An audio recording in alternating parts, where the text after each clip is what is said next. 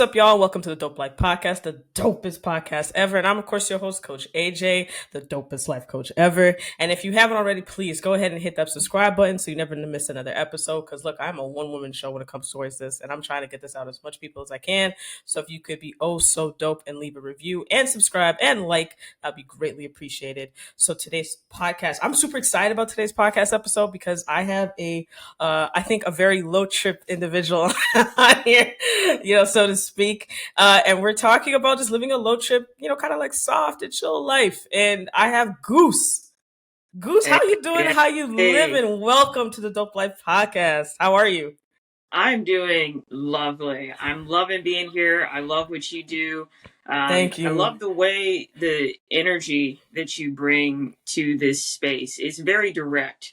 And, while I'm a low trip person, I think part of that ability to build mental resiliency is the ability to be direct and to be able to sit with those difficult emotions and those difficult conclusions and say, that's what I'm all about is autonomy. Like, what am I going to do with this? So I love your flavor on the life coaching industry. I appreciate you. Same to you. Like when I saw your videos on TikTok and I saw low trip, I'm like, yes, let's talk about living that low trip, soft, just chill type of life in a world that's so chaotic. It's Absolutely. good to kind of have a perspective, like a different perspective on that. So I'm just kind of curious, what kind of shaped you to have this like low trip type of lifestyle?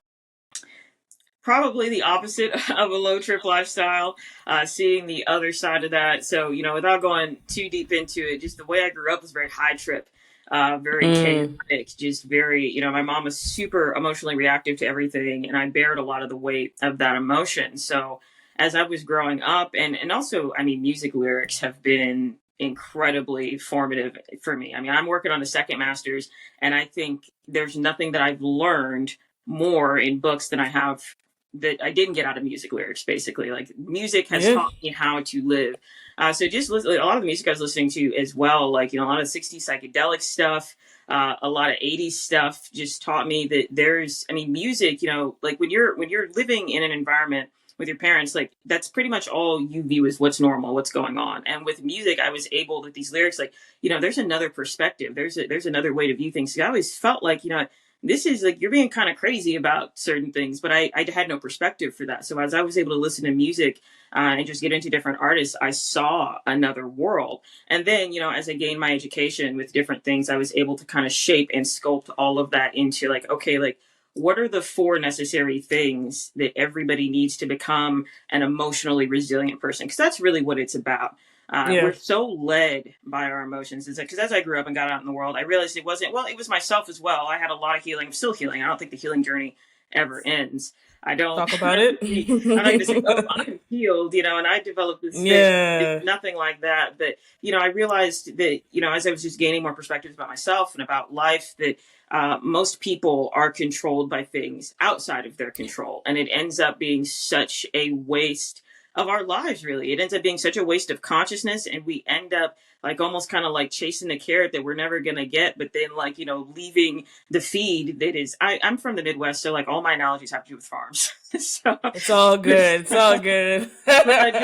Not just foregoing the things that are right in front of us because we think we have to go control that thing that we have no control over. And that can be as basic as like, the weather. In the Midwest, people are nuts about the weather. People's moods. I know seasonal, I'm in therapy. I'm a therapist. So I know seasonal affect disorder is a real DSM criteria diagnosis. I know it's real, but I don't feel like we can live our entire lives controlled and shaped by that, at least without trying to implement something. So just seeing all of these varying forces, from the weather on up to like what people are saying about us or what the boss is doing or what your neighbor's doing or how your family's reacting or if, the floors are clean or not, all of these different things, like we live our entire lives because the quality of your life, I believe, is the quality of your emotions consistently. Everybody has ups and downs, but we find ourselves so emotionally driven by the stuff that we can't control. And to me, I was just like, because I'm also an existentialist, even primarily. And I'm like, that's like a human tragedy that we spend so much time chasing and running not realizing that,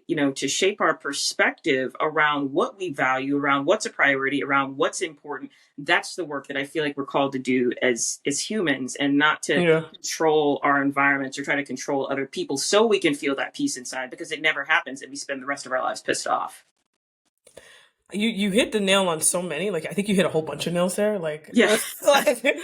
but like starting off with the music aspect, I think there's so much to that. Like I'm a music head. In fact, before I got even into life coaching, my primary goal was to be an A&R rep. But being in Oh, Canada, I can see that. yeah, being in Canada is very difficult to do that. So I kind of left that out of my brain for a bit.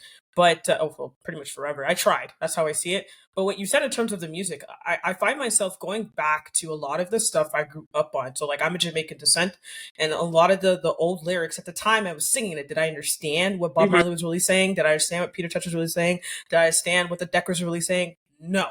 No. I just knew my mom liked it, my dad liked it, we were jamming to it. That was it. Yeah, yeah, yeah. As an adult now, when I listen back to these lyrics, specifically the ones from the 70s, well, 60s, 70s, and 80s, Hmm. there's two parts to it. The part where I'm like, okay, now I understand what Dennis Brown was saying, but now I understand what Bob Marley was trying to say. But the second aspect to that is, why is it still relevant? Hmm. This Yes. was, I wasn't even born, so this was like years ago. Like, why is this still relevant till this day? Anyone that listens to Redemption Song, unfortunately, it's still relevant. Hmm. Like, still Yeah. relevant. But even when you said in terms of like how um we are living on this earth and thinking as if like it's more of a, we've created this bubble, because it's society, but we are a society. Society is made up of humans. So we've Yes. created The this individual. bubble. Yeah. Yes, we've created this bubble where we believe that we're not entitled or allowed to, in a sense, be, Hmm. right? Like it's, or just be still or be present. And it's, if you look, it's created so much chaos within people because we're fighting constantly with ourselves. We're angry more with ourselves. So much. But Yeah, it's that war inside. Absolutely. it's Yeah. that war inside. But what I've learned the most is, and when I'm going to ask you this as well. But what I've learned the most is when I say, yeah, you can live a life of peace, they're like, yeah, whatever, coach. Now I ask, like, what is the resistance do you see people having to adapt to like the low trip lifestyle? That kind of, because it seems as if the way you're describing it, it's low tripped. It's kind of your own pace. Hmm. It's soft. It's chill. Like it's chill. Yes, life is gonna come at you, like you said. Like we're not healed. I Hmm. call it actively healing Yes, because always. It's always active. Absolutely. I, because because like we could say, okay, like now I know why that, how I could um work against a certain thing coming in to trigger me. But guess what, it's gonna come back and trigger you again. mhm. So the question is, how are you gonna adapt the tools you now have? So that's why I say it's actively, because it's, life's gonna be life, like it's gonna happen. But my question is, like, how do you find people resisting that type of lifestyle, that slow lifestyle? Well, I guess so. To answer that, I'll just briefly outline like what the practice of low trip lifestyle is. So the By all practice of low means, trip, yeah. yeah, the practice of low trip lifestyle is in any and all situations. Like, I mean, again, the small stuff on up to like grief and larger losses. Is a practice of unconditional love, which, if that's too woo wooey for people, acceptance. Because what I mean by love is acceptance, because you don't have to love everything in the traditional way that we think about it, but if it's happened, it's happened. If you made the Right. mistake, you made the mistake. If somebody else wronged you, it happened. We have to be present in the fact that the past cannot be changed. And we are Mm-hmm. also able to renew ourselves in each moment, and that allows space for that acceptance as well, that insight, which I'll get off of that. So there's four tenets. So that is so unconditional love or unconditional acceptance. Authenticity, and the way I mean that is not just in wearing flashy clothes, but in knowing yourself and being yourself. Because Yep. like knowing yourself could be like I don't like a lot of color. I don't I am who I am. I do what I do. But I also really have more of an emotional association with that, because I also I grew up having a narcissistic parent. I grew up a people pleaser, and it wasn't probably until 22 that I really started dismantling a lot of those people pleasing constructs that I used to get around socially. So I wasn't being authentic with myself. I mean, I guess I'll say Right. with all of this, I developed low trip lifestyle for me. I mean, that's probably the core message of all this. I developed it for me. And as I was, I was life coaching a year before I even thought about bringing that to the public. I was speaking with my business coach, and she was like, it kind of sounds like, for you to take all of your therapeutic knowledge and all your educational knowledge and then limit that down to specifically helping people pleasers, that feels kind of limiting for you.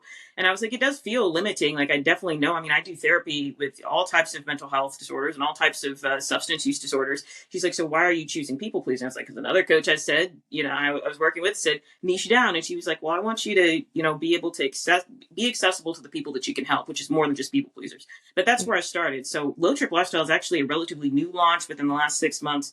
But that was part of it, is that I wasn't even being authentic to, like, how I wanted to share myself, like what this vision was. Like, this was a philosophy I had written away in notebooks for years and never did anything with it. So, like, just authenticity, like knowing yourself, being honest with your emotions, because that was what the people pleasing was, is that I wasn't being honest with myself and I wasn't being honest with other people. And I hadn't even allowed space in my mind to ask myself, like, what am I thinking? What am I feeling? And not judging myself for that, because that's what we do. We judge ourselves. We think I shouldn't, even if it's irrational, you get pissed about something and we say, okay, I shouldn't feel that way. We try to shove that emotion away, and then it causes further problems. That you can Yeah. you can have emotions about things that you feel like you shouldn't have emotions about, I think.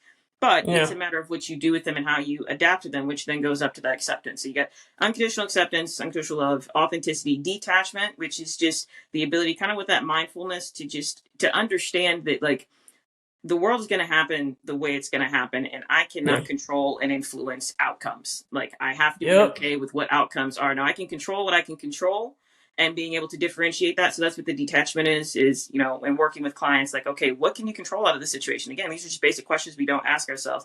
And that comes from some, Buddhist and Eastern philosophies as well. And then the fourth tenet being acting when necessary. So still kind of like that, okay, sometimes you are called to do something. Sometimes you are called to have the difficult conversation.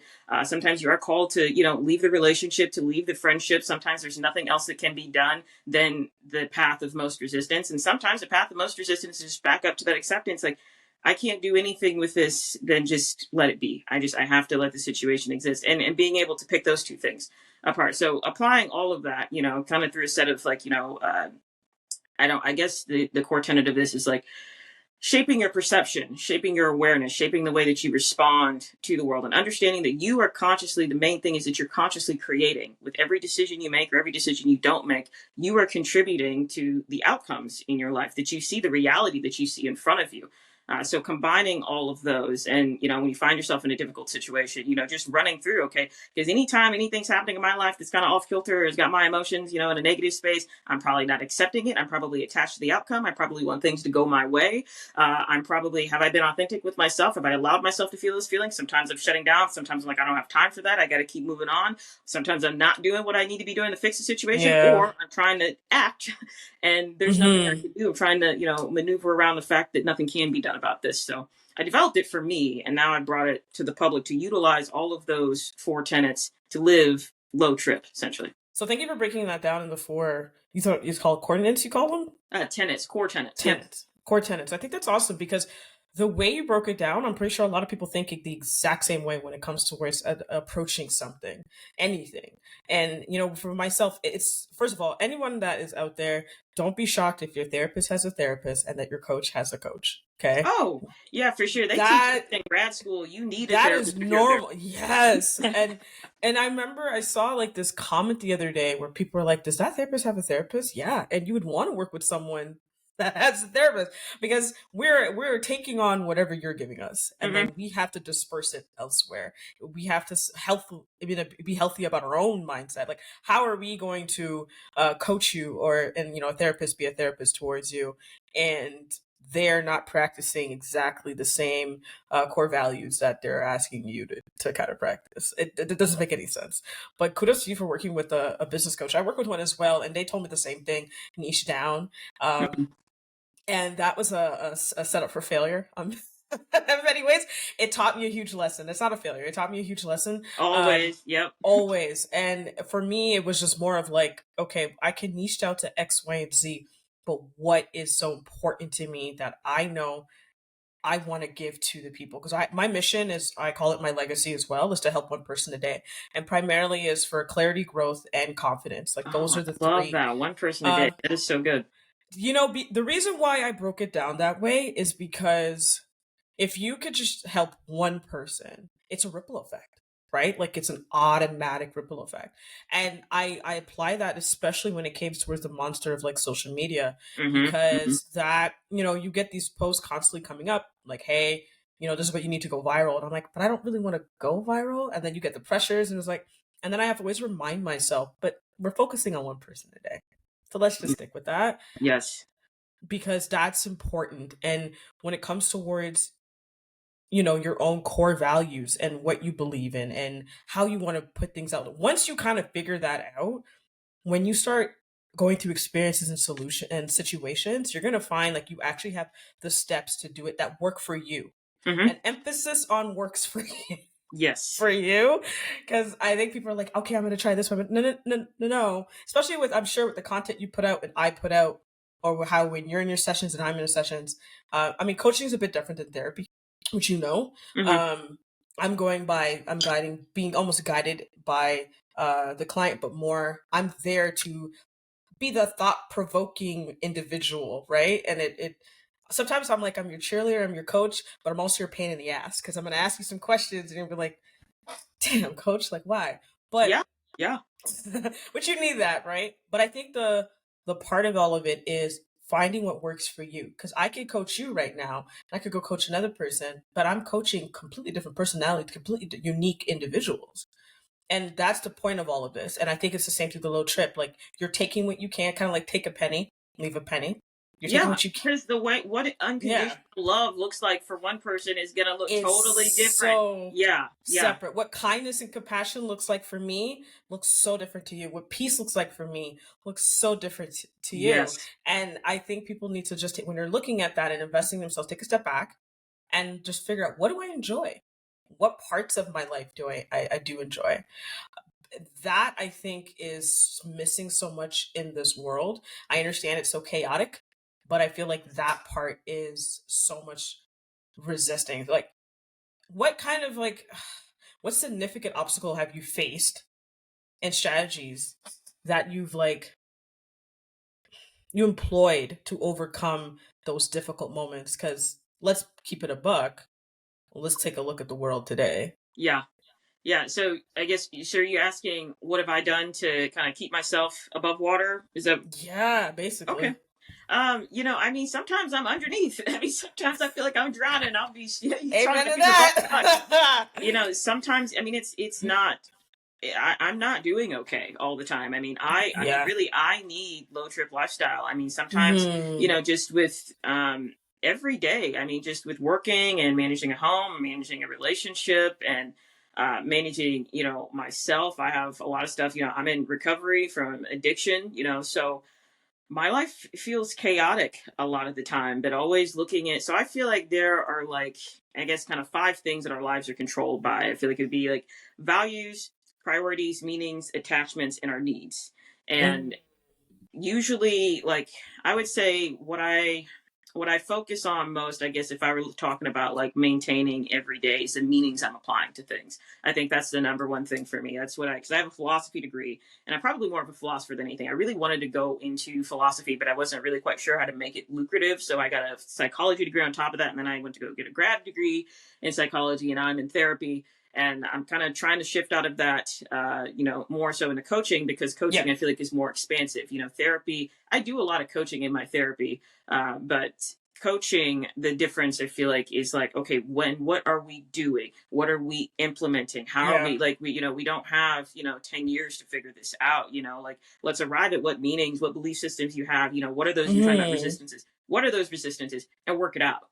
And I think it starts so much with the meanings that we apply to things. And really, when I'm having a crappy day, it's because I'm applying, like, I've just kind of like got this like blanket, just I don't know, this like blanket dark cloud that's telling me like, this is not going right. You've got this going on, you've got all of these tasks, you've got this long to-do list, and just looking at things just through that like really disempowering lens.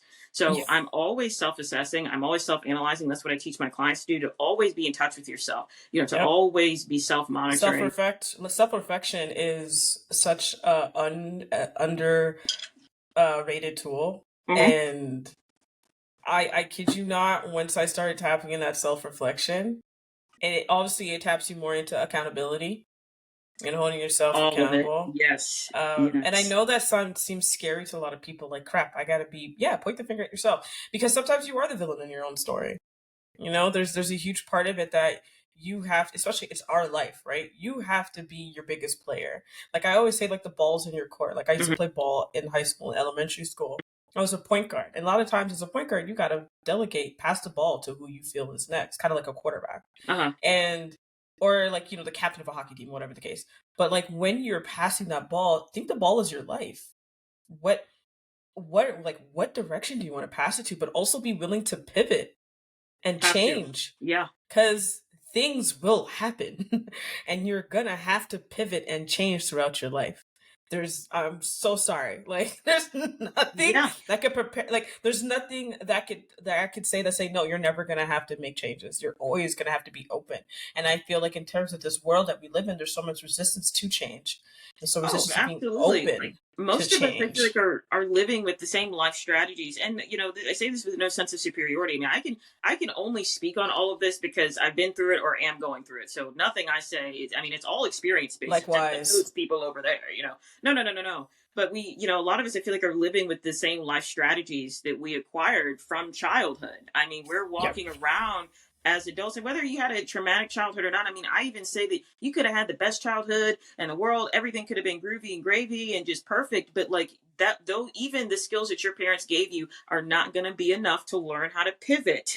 Even if things were good for you, later on in life, even if you had a super great home environment, which a lot of us Yep. don't, but even if you did, Yeah. still those the skills that the tools that your parents gave you are not going to be enough to carry you through the rest of life. So you have to be willing to self-reflect on the effectiveness of those tools, whether you had a good childhood, a bad childhood, or kind of in between, and look at, okay, what new skills do I need to acquire? What's not working? Is this hammer broken? Have I been sawing into something, Yeah. with a dull blade? And I think that in itself is just such a painful process, because it requires us to confront that ego of like, maybe I'm wrong. Yeah, maybe I'm the villain. Maybe I'm the problem. And that's why I also teach like the detachment, the non-identification with you and your mistakes. Because if you can make a mistake and understand that it's not an indication of who you are, then it's easier to course correct for some of those mistakes and those failures, which I don't like to use that word either, that we have, as opposed to like, I did this thing, that means I suck. So I'm Yes. never gonna do that thing again, or make any changes, or take any risks, or do anything that's gonna make me feel that way again. And it keeps us so limited, so small, Yes. which then creates high trip situations, because now we're trying to control everything around us to Oh make sure we man. don't get threatened. Yeah. It's very much like you were saying, like we're running after that carrot. Like we're literally running after that carrot and we're never gonna reach it. And it's or it's gonna be very difficult. It's gonna cost us a lot within ourselves The just to cost try to so reach that. big. The Yeah. cost is huge. And then even if we do get it, it's the cost to maintain it. Because that's not even who you are. That's not even what you want to do. That's not really what you're about. And I think when it comes towards like thinking of I need to be X, Y, and Z. Look, there's a lot of people right now that are comfortable with just being below, as you would call it, which I Hmm. don't think. I think they're higher above because they're at peace. They're at peace. They're at Yeah. peace with their life. But, it's so true. We try to take on what we've been taught, but we also have to understand that when our parents were using it, it worked for them in that lifetime. Hmm. We are now it's years later. The things that we could try to adapt may not work right now because it's so different. Times are different. And those habits that they may have been able to teach us may not even match where we are in our life. Hmm. It just may not even come close. So it's okay to be open to switch up your habits. It's okay to be open to switch up your routine. It's okay to be open to switch up your mindset. It's fine. And you And it may doesn't find mean some you're wrong. It doesn't mean that, no. and that's what it is. It's just like, well, then that means I'm wrong. And it's like, I love being wrong and I love getting And what if triggered. you I'll are? say that. Yeah, like, I love getting triggered, especially when it's something new that I wasn't aware of, because I'm like, oh, that's something, but what like, if you are? Yeah, like embrace failure, guys. Like yeah, yeah, honestly, like failure. I know we've been taught that failure is such a horrible thing, but you know what? The great thing about failure is the lessons you get to learn, the opportunities you get to grow from that. Like I used to just be like despise failure. mm, Oh man, I'm failing. Now I'm just like, okay, so this didn't work out, but what can I use? Now I'm yeah, intrigued. Like, what can I use from this? Okay, it didn't, exactly. but what did work? What didn't work? How can I, mix this up a little bit? It's okay to make mistakes. It's okay. And I love seeing like even kids nowadays making mistakes and parents are like, yo, it's cool, don't worry about it. And I'm like, yes, it's The new okay. generation of parents, yeah. Well, and I mean, the school system's changed. I think COVID changed a lot Yeah. of things in terms of like the value of grades and Yeah. everything. I mean, you just see a lot of stuff, I guess, just shifting towards a different level of consciousness of like, okay, like what does achievement mean? And yeah, like what do we back to those values? Like, what do we Yep. value? Do we value growth or do we value the A? Because the A doesn't. I'll tell you this. I was in all those damn gifted classes and all that meant is that I Mm-hmm. could take tests. All that meant is that I could memorize Mm. information because I was doing so much blow in high school, really, like, and Oh and I wow. In and high I was, school. yeah, and Well, I must say, like, kudos to your sobriety as well. oh, thank you, Honestly, thank I you. appreciate you sharing that on this platform. But I think like you just saying that and letting people know I did it and this is where I am is huge. So definitely congrats to you on that. It's better to be on some. This is what I've always known. It's better to be on some path and be walking it at whatever pace you want to walk it. Because I think that's the number one thing that saved me. That's the number one thing that saved me from a lot of people that start doing the things I was doing at that age. Is that I Mm-hmm. always knew that I had a direction. I knew I was going to help people, and I knew that I liked school, and I knew that I liked psychology and the brain and like existence. So I was always walking that path. And again, you Right. can course correct at any point in time, but just to Mm-hmm. kind of have some idea. That's the other thing, is that we don't want to commit to anything, again, because of that identification with the ego, because we think, okay, if I try out this thing, then that's me, then I have to Yeah. do that thing, then I have to carry that Mm-hmm. out for who knows how long. And that keeps us Right. as well, because you can be, that's what I teach, with main character energy, like you can create your life to be whatever the hell you want it to be. Your You own have to, story. yes, you're writing it with each decision that you make, and you don't have to stay. You can try something out and say, I don't like that, and move forward with it. But so long as you're in the active process, I think we're called to create, to heal ourselves, and to bring Yep. our gifts to this world. I think that's like the ultimate point of ascension. I feel like however you're doing that, and whatever, we're all going to do it differently. But I'm very obsessed about what we're here to do and why we're here to do it. So like that's Yes. my that's my climb upward, and what I say now, maybe a year from now, maybe 6 months from now, I'll have something totally different to say. 10 years, I know Absolutely. I'll Yeah. have something different to say. I'll look back on this and be like, what the hell? But maybe there will be some pieces there of something greater I'm building, or some different book, or some different ideologies. So Yep. it's always changing and shifting. You just kind of also hit something there when you said in terms of like a purpose almost. When people think about purpose, they think like it has to be like this big grand scheme. And I kind of lowered it a little bit because I realized, like maybe in my late 20s, I think mid, that my purpose is just to exist. That's it. I've been created on this earth. The mold was broken. All of our molds have been Mm-hmm. broken. They can't copy us. They can't. And I'm just here to exist. And however that looks, however that should be, is my chapter in my Yeah. book to create that.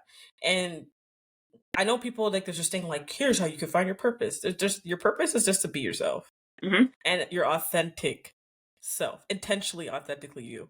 And I know some people think that's so scary because the world is so judgmental, but it's also not to really give a fuck about what And learning and working with those and needs and learning through values. that. Yeah, Yeah. And because it is just hard. being, it is hard because it's breaking away thought process that's been unfortunately embedded to your head, probably from childhood.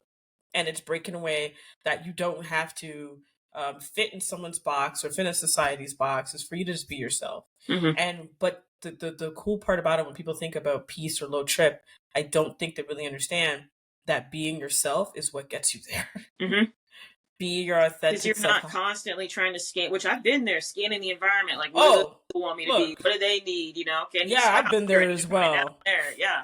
Yeah, like should I tone this down? How I should act? Da, da, da, da. But the minute I said, you know what, F all of that, it's too much pressure and too much stress, and I'm constantly on like high alert and burnout and depression. Once I kind of Oh yeah, stepped like away your from the, physiological system is just oh fried. You're man, just physically fatigued. Yeah. you're just mentally and physically fatigued. I just said, screw this, and I almost like surrendered to myself. Mm-hmm. Yeah, and once you surrender to you, and however that looks for you, you are going to be like, well, damn, the world looks a lot bigger than I thought. Mm-hmm. A lot bigger than I thought. And I think you mentioned like ego, and I was reading this book called Ego is Your Enemy. And Oh, Ryan Holiday. yeah, great Love read. that. Love that. Great read. And it just like the first few pages, I was just like, holy crap, my ego. Like, how has my ego played a part in this present moment in my life? And shoot, what am I like holding myself back from with my ego? What's turning me away from it? Like, it really makes you think about, and I love books. Like I used to despise books, I will say that, until I started reading the books that I enjoyed, you know, Wish they would because keep that part. Like so read. yeah, because when you're in school, they're shoving like these. What was one of the books they made me read, and I could not get through it. But it was like a Shakespeare book. I could not read through it. But you know, the crazy part was, someone gave me Machiavelli, and I read that with no problem. Don't ask. Like I was like, We oh, I won't, tried this. won't comment further on that, but I mean, but I guess maybe it was because I was now open to that thought process. But like, if you give me Shakespeare, I'm like, I don't really oh, care. I hated all of it. That's what I'm saying. I mean, like Yeah, the education and these degrees. I mean, they don't mean anything. They just mean like you know how to like write essays and pass tests and do that's what about it. it. That's all. I mean, you don't. It doesn't mean you care. It doesn't mean you like it. It doesn't mean you got anything about it. I couldn't tell you anything I read in high school. I would cram the night before, and just vomit it out and move on. Good for you, because I can't cram a damn thing. I got test anxiety like a bitch, so I gotta like do all these other extra little steps, flashcards and stuff just to pertain. I know it, but then I'll be sitting there like, what's that again? And all the while, you never learn to study the things that mean something to you. You That never even means think that that's an something. option. You just see books and say, nope, forget that. I'm not Pretty doing that. much, Yep. pretty much. What recommendation of books or podcasts, would you recommend to any of the listeners? What am I reading Yeah. currently? Michael Singer's Living Untethered. It's all Ooh, about that sounds letting good. go. He's a like I'm trying to think of how. I mean, I know he's been like prominent in terms of in the self help field since like the 1980s. He was one of the. There's Living Untethered, and then there was another book that he wrote that like Oprah pushed. I found out about him. He did a seminar, or like a half seminar with like Tony Robbins. He's a Mm-hmm. yogi.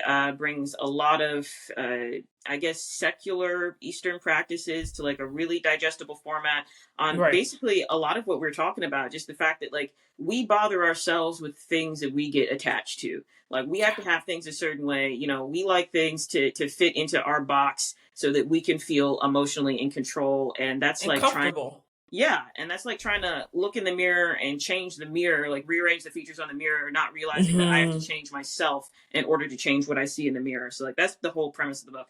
I would definitely Awesome. recommend that.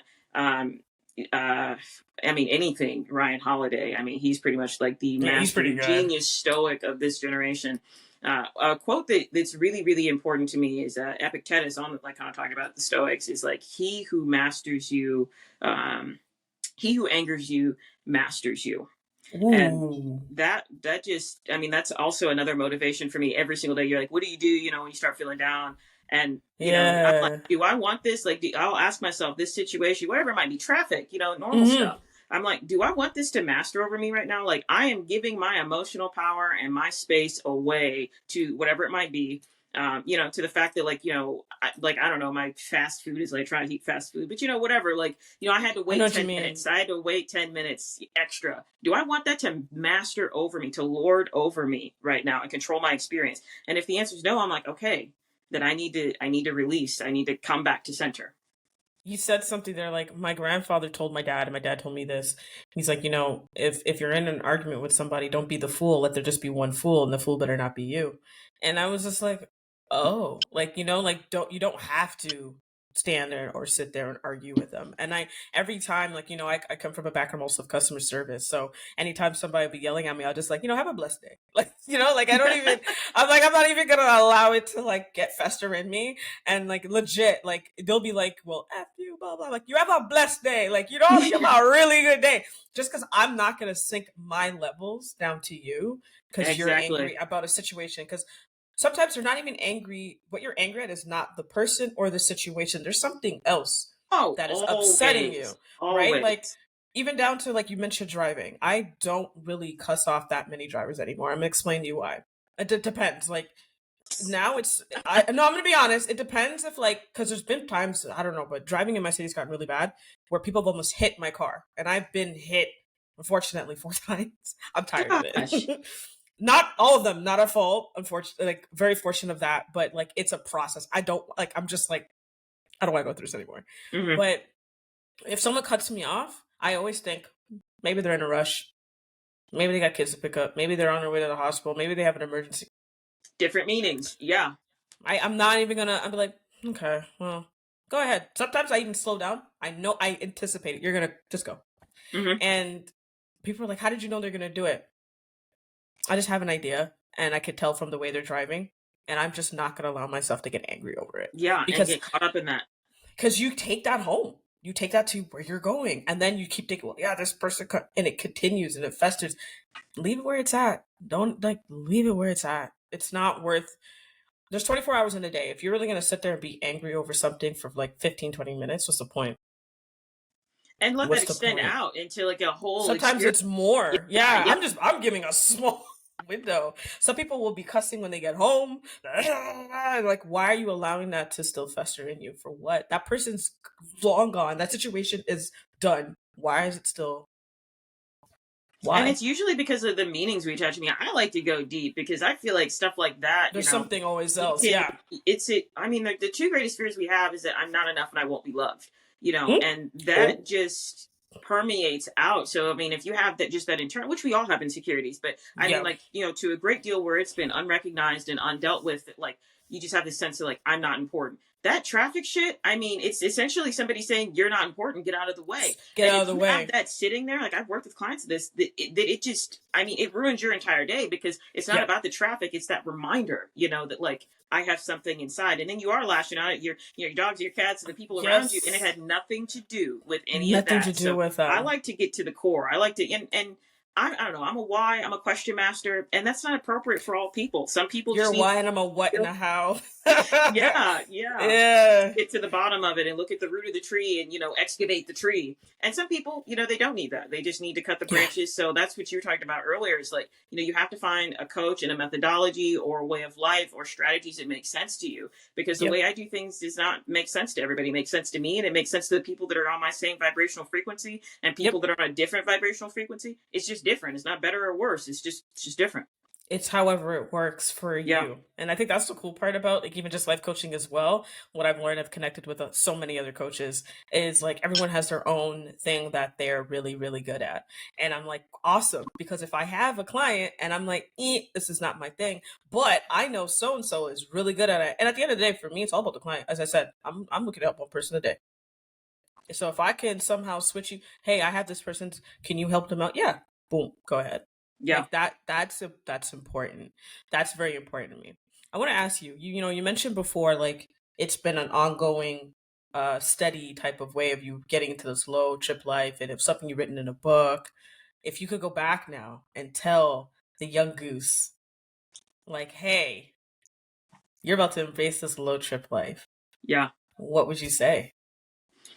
Oh gosh, my main thing growing up, I grew up in a neighborhood where everybody, without getting political, looked different than me, and I internalized a lot of that difference I mistook that difference for inferiority.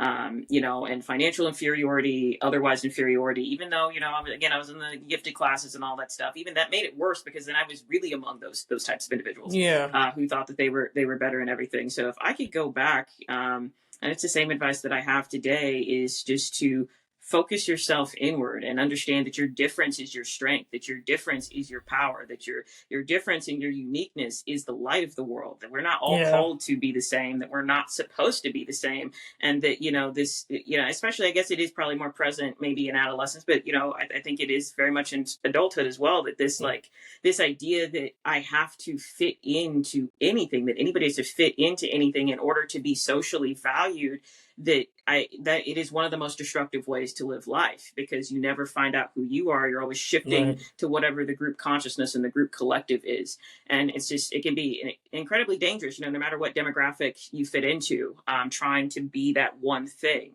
Everybody's going to have similarities. I think we're all as similar as we are different, both sides of the coin there. So that's what I would say. Awesome. And lastly, I always ask everyone this question: what makes you feel the most dope? Makes me feel the most dope. My clothes.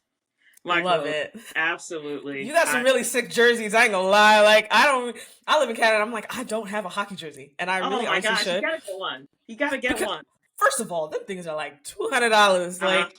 I got ball jerseys, and those are like, $50, $60. But hockey jerseys are expensive as hell. I'll turn you on. Get on Etsy and get the vintage jerseys. One, they look better, and two, if you don't mind the pre-owned thing. If you don't mind the pre-owned thing, I don't mind. I'm gonna just dry clean it. It's fine by me. Yeah. A lot of my clothes are vintage. They are authentic from the time. People into the 80s and 90s. So that's actually why I have so many of them. Is because I'll get let me get a 1988 jersey. Some old dude selling it. He doesn't want it. He doesn't want it anymore. Shipping, and I'm like, it's authentic, it's real, and I got it cheap. Look, a lot of the times I see your jerseys, I'm like, that jersey. I think I even wrote anything in your video. I'm like, that jersey's fly. Like, I hear your message, but that jersey is fly. I was like, what? That is so old school. I loved it. I love it. Well, host, thank you so much for stopping by. And I ask everyone this. I hope I can have you back on. Like, can I bring you back on another episode? For sure. I love this. Appreciate that. All right, y'all. Thank you again for tuning in another Dope Life Podcast episode. Go ahead and hit that subscribe button. Oh, but before I forget, Goose, where can they find you? TikTok, Instagram, just type in CoachGoose.